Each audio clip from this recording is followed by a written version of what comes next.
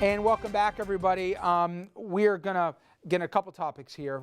The next one, though, is right in the Big Apple. Prayer breaks in New York City pre-K. Well, new reports are asking if it's in fact a political necessity or a poison pill that could endanger Mayor de Blasio's signature education advance. You know, I'm talking about universal pre-K. First, let's do the politics. AP's reporting that de Blasio's pre-kindergarten plan depends in part on the participation of Jewish, Christian, and Muslim schools under a proposal that would permit religious instruction in prayers during midday breaks. Now, here's the potential legal problem.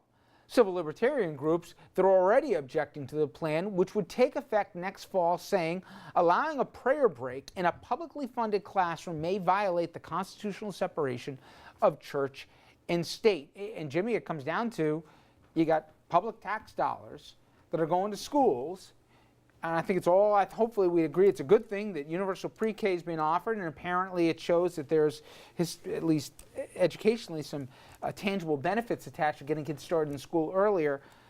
But if you're attaching it to a prayer exemption, have we crossed that threshold of church and state? I don't know. I think you're definitely coming close to that line. I mean, it is a plan that will close the gap, the wealth gap, and from people that can't afford the pre-K tuition. And I mean, there are clearly some societal benefits to it. And it's not mandated prayer. It's not, I mean, Muslim kids who go to school, Orthodox Jews who go to school, they have a certain period of the day that they need to pray. You can't stop them from doing that. So it appears here that this is simply, here's a certain period during the day. If you want to, for religious purposes, avail yourself of practicing your religion, then you can.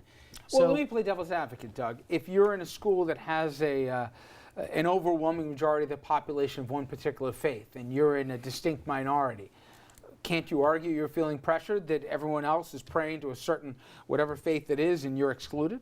Yeah, you definitely can. You have to look at it, is the state actually promoting a form of religion or stopping a religion from expressing itself? Those are the areas you really have to look at.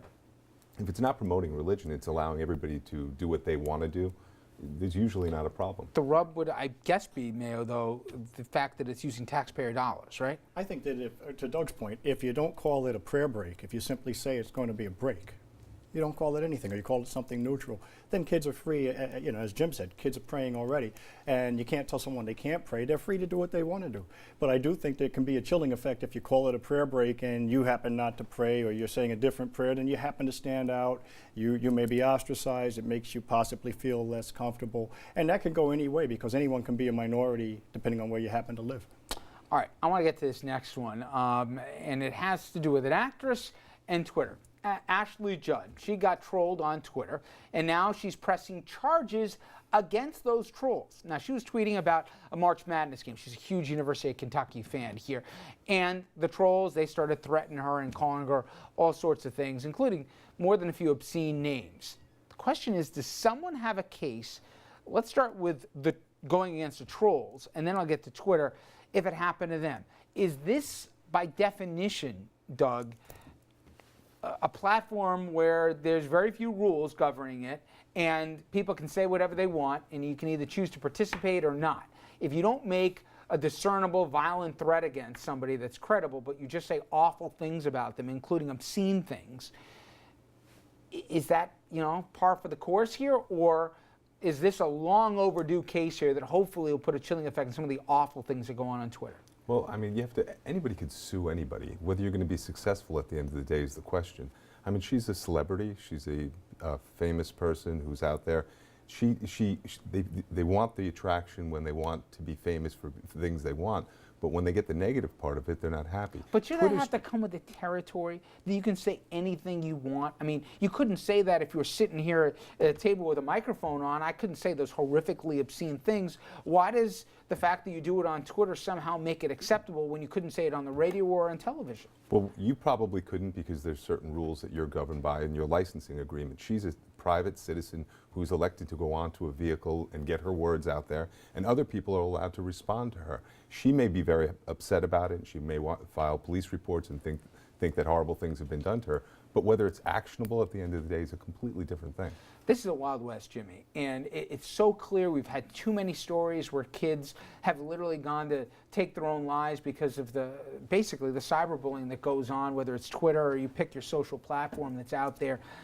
It seems that some rules, that somebody's got to play sheriff here right now, and obviously it's not the platforms themselves.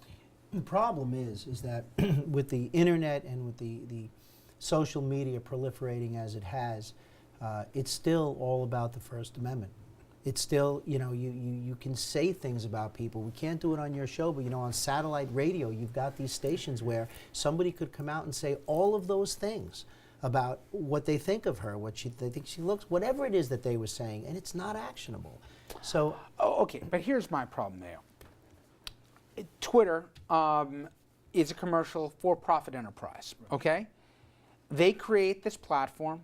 They define the terms, how many characters one can use here, who can sign up and do whatever else. Where I have major issues is they say, hey, I just set it up, and people go with whatever on, except they're profiting from it. Why shouldn't they have the same responsibilities? If any of you guys say something here, I've got some responsibility, arguably, okay? Do it on the radio. I can create a bunch of different platforms. You go in print and you say something, there could be a responsibility, whether it's slander or libel or whatever the case may be. Why is it that they can say, I can profit from this, but I'm not going to either measure it? And if the law enforcement wants to find out if there's a credible threat, I may not even have to share it with you and find out who's making those comments. They want it both ways. Well, first, you're very responsible because you have the three of us on. You know we're never going to say anything that's going to be objectionable. But beyond that, when you look at it, think about the phone company. The phone company presents a platform. You can contact someone, call people, do all kinds of things. And in fact, if you call someone and you threaten that person on the phone, it's aggravated harassment. You can go to jail for up to a year as a misdemeanor. And if it's more than that, sometimes it can even be more than that, depending on what you're saying and what you're doing. But no one suggests that the phone company itself should have any liability. So but the really, phone company's responsible, aren't they, Mayo, to say who the users of the phone were, who originated the phone call, who they sent it to? They're not going to get sued. You can subpoena phone records, but you're not suing Verizon, you're not suing AT&T. So I think at some point... But that's a person-to-person communication. If you use Twitter, you're including the world now in the conversation. It's not a one-to-one dialogue. But a person-to-person communication is what makes it criminal because you're directly making a threat to a person. So that's more actionable criminally than me or than someone going online and saying a disparaging thing. Wouldn't you argue create more harm? Not necessarily. Imagine someone saying something about our loved ones on a social platform and there's no recourse that they have. Someone picks up the phone and they say it to them. That's a one-to-one thing. This lives off in permanency, and it's not limited to just the person and who they're directing it to. They're sharing it with the world. I think it depends on what's said. I think that it's different. It's one thing to say you don't like that person or to make fun of the way they look or something like that. It's another thing to threaten the person. If you're directing threats toward a person, then you may also be in an aggravated harassment scenario. Okay. And at that point, and I think that my biggest issue where I agree with you is when you look at child pornography, for instance, I think that they ought to be able to screen that stuff out to the point where it's not there at all. And so there, I think you have liability. I think you have liability possibly with threats, but even then, you're putting a tremendous burden on the company to screen these. If I don't go to a break. All right, well, when we come back here, I have a question. I'm going to ask the table here if I've got a case here, and it has to do with guns. But before I do that, I want you to answer the same question I asked the panel. Should you be able to sue Twitter if trolls are harassing you? We're going to head to a commercial break, but make your opinions known on both Twitter and Facebook. Yes, we want Twitter to be part of the conversation too. Stay with us.